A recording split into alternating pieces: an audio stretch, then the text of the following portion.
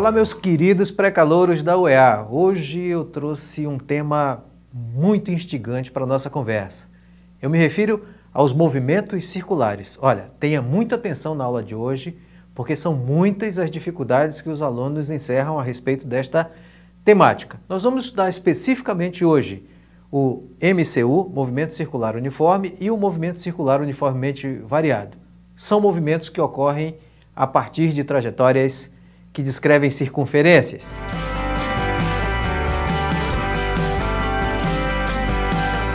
Bom, em primeiro lugar, nós vamos tentar compreender os conceitos principais envolvidos. Isso é muito importante, eu sugiro que você vá tomando nota desses principais conceitos e, fundamentalmente, da relação que existe entre eles. Aqui você deve ter consciência de uma coisa no começo dessa conversa. Uma partícula que descreve uma trajetória circular percorre dois tipos de espaço. Até aqui, você estava preocupado com apenas um tipo de espaço, geralmente um espaço linear. Agora, quando a trajetória é circular, nós vamos ter dois tipos de espaço convivendo. Quer aprender isso melhor? Veja a figura. Considere nessa figura que a partícula está em movimento numa circunferência de raio R, ocupando a posição indicada na figura no instante t. A posição dessa partícula no instante t pode ser dada pelo espaço linear S, como você vê. No entanto, essa posição também fica determinada pelo ângulo interno φ, essa letra grega.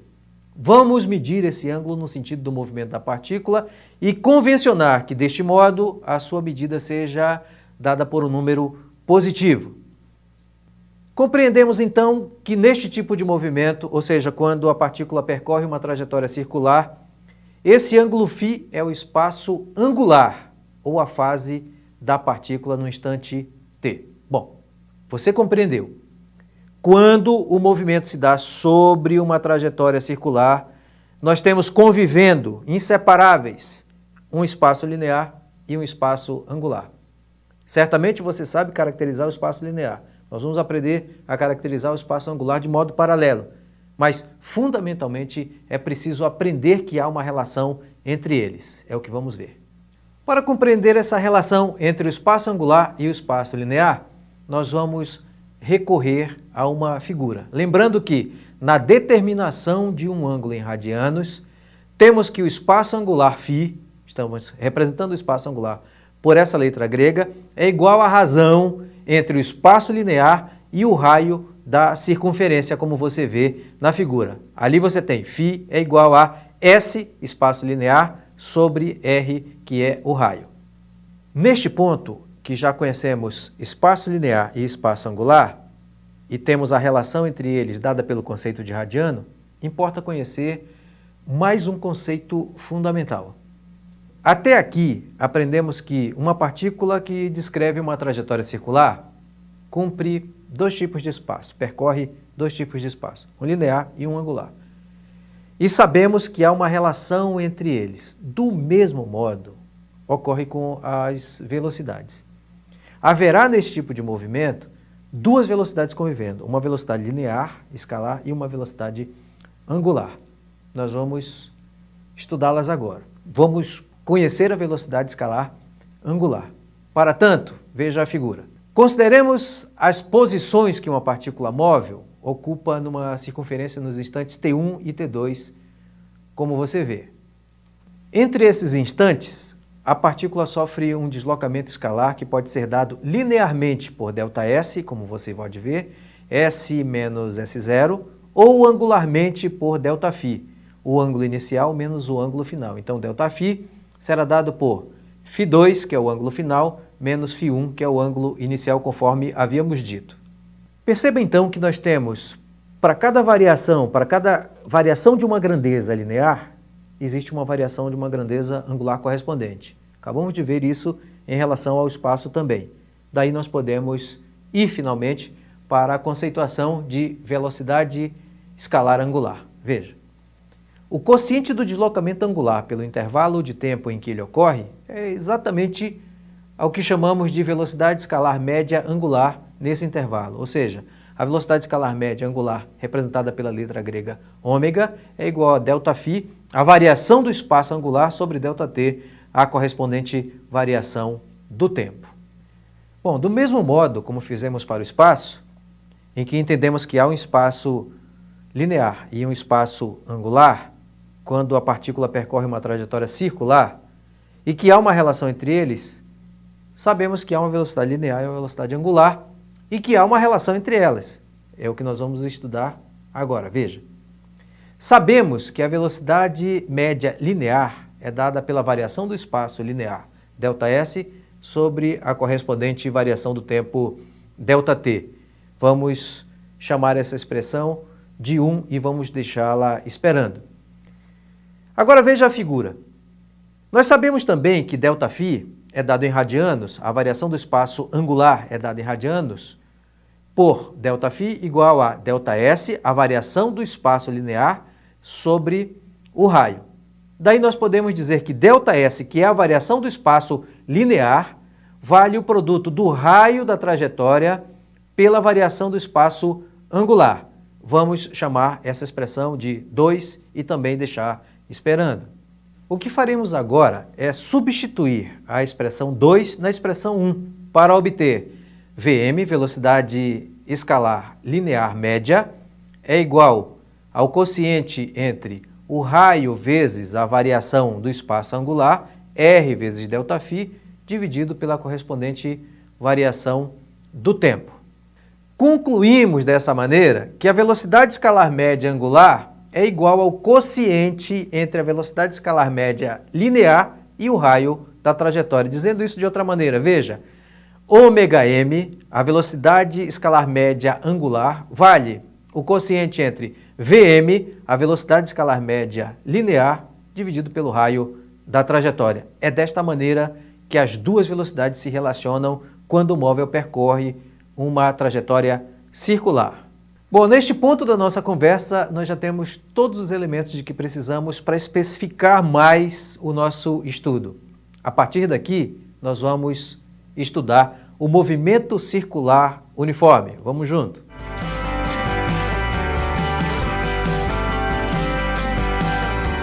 Qualquer ponto de um disco de vinil, durante a sua execução, realiza um movimento circular e uniforme. Se não fosse assim, perceberíamos durante a audição tons desagradavelmente alterados. Os satélites geoestacionários utilizados em telecomunicações também realizam movimentos circulares uniformes, descrevendo uma circunferência com cerca de 42.000 quilômetros de raio no plano do equador terrestre e se mantém sempre sobre o mesmo ponto da Terra, completando, portanto, uma volta a cada 24 horas. Pelo que você viu, é possível compreender que uma partícula está em movimento circular uniforme quando ela descreve uma trajetória circular, primeiro, percorrendo arcos de comprimento, estamos sobre uma circunferência, arcos de comprimentos ΔS iguais em intervalos de tempo iguais. Evidentemente, a partícula que cumpre um movimento circular uniforme também varre ângulos ΔΦ iguais em intervalos de tempo iguais. Em conclusão, uma partícula estará em movimento circular uniforme quando a sua velocidade escalar linear for constante e diferente de zero e também a sua velocidade escalar angular for diferente de zero e constante. Entendido? Vamos seguir com a nossa conversa. Vamos seguir estudando algumas propriedades importantes do movimento circular uniforme. Nós vamos dizer que o movimento circular e uniforme é um movimento periódico. Isso significa que todas as suas características vão se repetir em intervalos de tempo iguais. Esses intervalos correspondem ao período do movimento, que é o tempo. Portanto, período é tempo em que a partícula leva para completar uma volta. Legal? Período, portanto, é tempo. Mas agora pensa no seguinte: quantas voltas uma partícula em movimento circular uniforme é capaz de completar em 1 segundo? A resposta disso nos diz o que é a frequência. A frequência da partícula nos dá a resposta para esta pergunta: quantas voltas o móvel completa na unidade de tempo? Então, a frequência do movimento circular uniforme executado por uma partícula é o número n de voltas que ela completa na unidade de tempo. Bom, você já entendeu que o período pode ser medido em qualquer unidade de tempo. Em particular, a sua unidade no sistema internacional é o segundo. Já a frequência pode ser medida por voltas por segundo, rotações por segundo, ciclos por segundo e etc. Sempre que a unidade de frequência inclui o segundo, ela vai se denominar Hertz, que é a unidade dessa grandeza no sistema internacional. Bom, agora você já sabe que período é tempo, o tempo necessário para que o móvel cumpra uma volta, e que frequência é o número de voltas conseguidas na unidade de tempo. Importa saber como o período se relaciona com frequência. Vamos lembrar o seguinte, veja, sabemos que frequência é o número n de ciclo de voltas de revoluções dadas na unidade de tempo ΔT. Se nessa expressão fizermos ΔT igual a 1 período, o número de voltas será igual a 1, evidentemente. Daí nós vamos ter aqui f de frequência é igual ao número n de ciclos dividido por ΔT, mas se ΔT é igual a t, nós vamos ter 1 sobre t. Vamos concluir então que a frequência é exatamente igual ao inverso do período. Mas, para dar sentido a esta conclusão, nós vamos aplicá-la na interpretação e na resolução de um problema simples. Acompanhe comigo.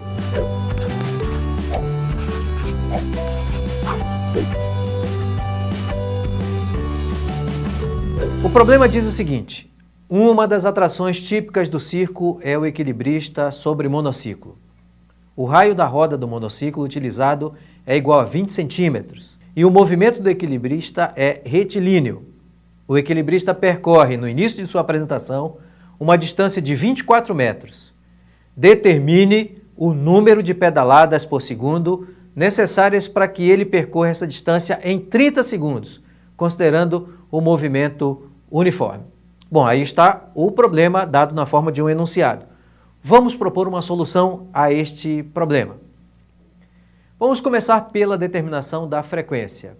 Sabendo que o movimento é uniforme, sabemos também que, em razão disso, a velocidade é constante. Aqui eu me refiro à velocidade escalar linear.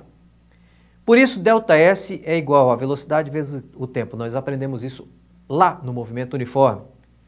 Qual é o ΔS no caso do monociclo? É uma volta completa, que é igual a velocidade vezes o tempo. Mas o que é o tempo necessário para que se cumpra uma volta? É o período, por isso nós substituímos ali o tempo t minúsculo pelo período t maiúsculo.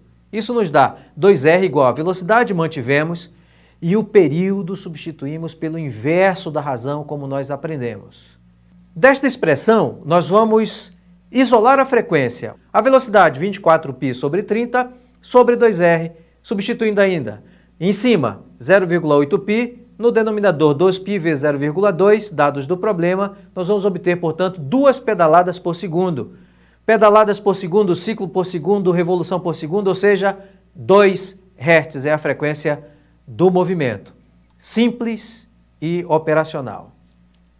Mas ainda há uma relação importante a ser explorada. Trata-se da relação entre a velocidade angular, o período e a frequência. Observe comigo como isso ocorre. Nós já sabemos que a velocidade escalar angular, tanto média quanto instantânea, no movimento circular uniforme, ela é dada por ΔΦ, variação do espaço angular, sobre ΔT, variação do tempo naquele período, naquele movimento. Se fizermos a variação do tempo igual a um período, nesse intervalo de tempo a partícula vai completar uma volta e ΔΦ será igual a 2π radiano. Dessa maneira, nós vamos ter que ΔΦ sobre ΔT é igual a 2π sobre t, o espaço angular sobre o tempo de uma volta que é chamada de período. Se nessa expressão nós substituirmos o período pelo inverso da frequência, nós vamos ter a outra relação. Ômega, que é a velocidade angular, vale 2π vezes a frequência. Legal? Então, para resumir, a velocidade angular se relaciona tanto com o período quanto com a frequência. Quando se relaciona com o período, 2π sobre t, quando se relaciona com a frequência, 2π vezes a frequência. Legal? Isso é importante para resolver problemas.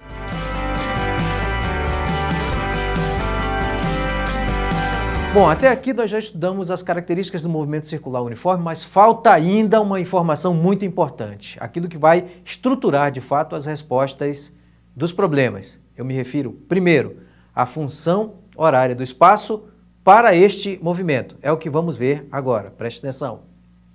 Considere uma partícula em movimento circular uniforme. Seu espaço angular inicial é φ0. Seja φ o seu espaço angular num instante t qualquer, que nós vamos chamar de espaço angular final. Sabemos que no movimento circular uniforme, a velocidade escalar média angular e a instantânea têm sempre o mesmo valor. Por isso, nós podemos escrever neste intervalo de tempo que a velocidade angular vale o quociente entre a variação do espaço angular ΔΦ sobre a variação do tempo ΔT. Porém, T0 é nulo, o tempo inicial. Daí nós vamos ter que o formato final dessa expressão será φ é igual a φ0 mais ômega-t. Dizendo de outra maneira, o espaço angular final é igual ao espaço angular inicial mais o produto da velocidade angular pelo tempo. É a isto que nós chamamos de função horária do espaço angular do movimento circular uniforme. Desse modo, nós passamos a estudar o outro movimento que ocorre em trajetórias circulares. Eu me refiro agora ao movimento circular uniformemente variado. Da mesma maneira, vamos recuperar o que nós já sabemos da aula anterior e vamos ampliar esse conhecimento para saber até onde podemos chegar. Neste movimento, valem as expressões que nós já conhecemos da primeira aula. Eu me refiro à função horária do espaço linear, S é igual a S0 mais V0t, mais a metade da aceleração vezes o tempo ao quadrado. Lembra dela? Vale também a função horária da velocidade escalar linear, V, que a velocidade final é igual à velocidade inicial V0 mais a aceleração vezes o tempo. E vale também uma expressão da qual eu não falei na primeira aula, mas vou falar agora. Vale nos movimentos variados uniformemente uma expressão independente do tempo, que é a equação de Torricelli, que nos diz que a velocidade final ao quadrado é igual à velocidade inicial ao quadrado mais o dobro da aceleração vezes a variação do espaço linear ΔS. Bem, em todas essas expressões, a aceleração escalar linear, que a gente chamou de alfa, é constante e diferente de zero.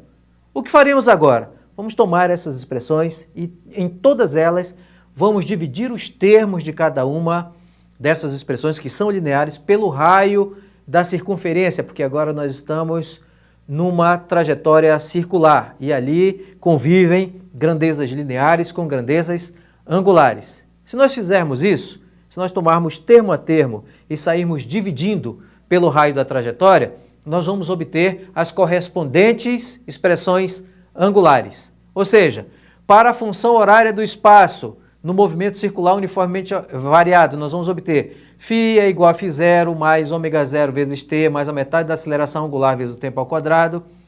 Para a função horária da velocidade escalar angular, e nós vamos obter a correspondente angular também para a equação de Torricelli, que nós vamos dizer assim: a velocidade angular final ao quadrado é igual à velocidade angular inicial ao quadrado mais o dobro da aceleração angular vezes a variação do espaço angular. Legal? Deixa eu fazer um resumo para vocês. Nós temos as equações lineares que nós aprendemos da aula 1, quando estudamos MU e MUV, elas servem para cá, mas nós vamos ter que tomá-las e aplicar sobre elas um cálculo que nós acabamos de fazer para obter as correspondentes expressões angulares. Entendido?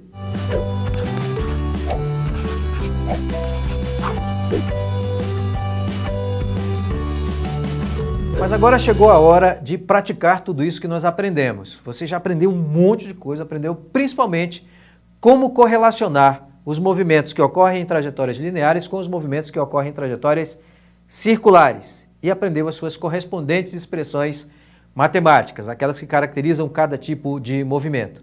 Por isso mesmo, nós vamos aplicar todo esse conhecimento na resolução de um problema bem simples, para não traumatizar. Veja o enunciado. Um ventilador gira à razão de 900 RPM, revoluções por minuto. Ao desligá-lo, seu movimento passa a ser uniformemente retardado.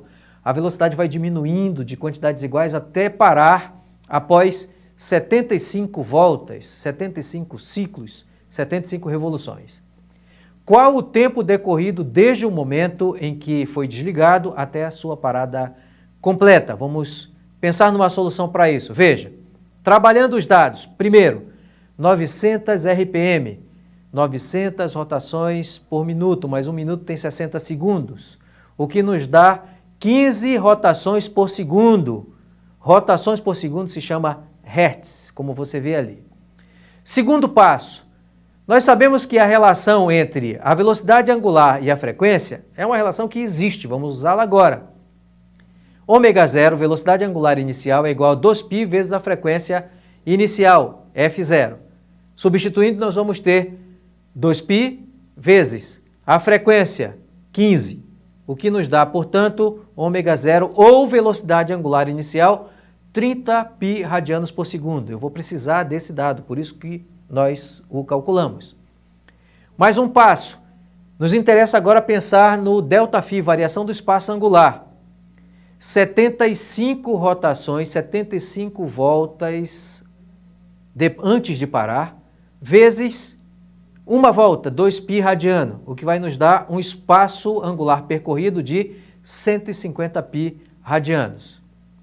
Agora, sabemos que há uma expressão neste movimento que é uniformemente variado, do tipo retardado nesse caso, porque a velocidade vai diminuindo até zerar, que independe do tempo, é a expressão de Torricelli, a que me referi ainda há pouco.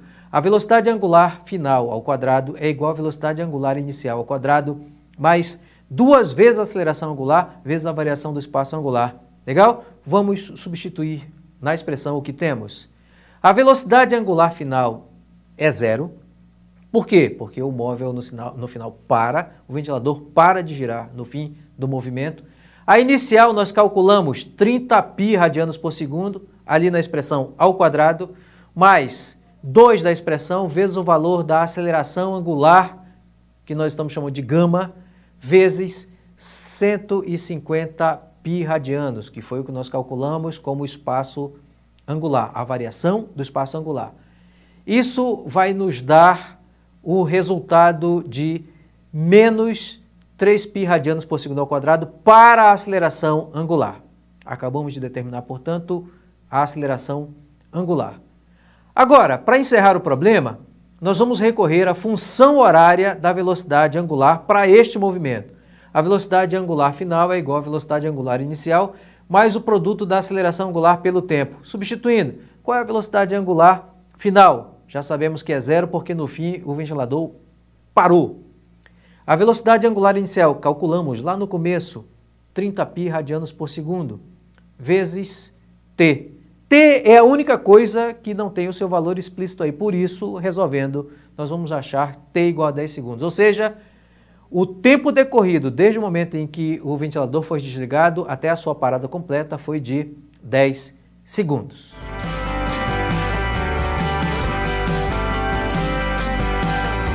Bom, meus queridos pré-calouros da UEA, nós encerramos aqui mais esta conversa. Olha, foi uma conversa longa, espero que não tenha sido cansativa. Sugiro que você vá à internet, assista de novo esta aula, que está à disposição no site da universidade. Vá lá no site da universidade, encontre pré-calouro, que é o seu lugar no site da universidade.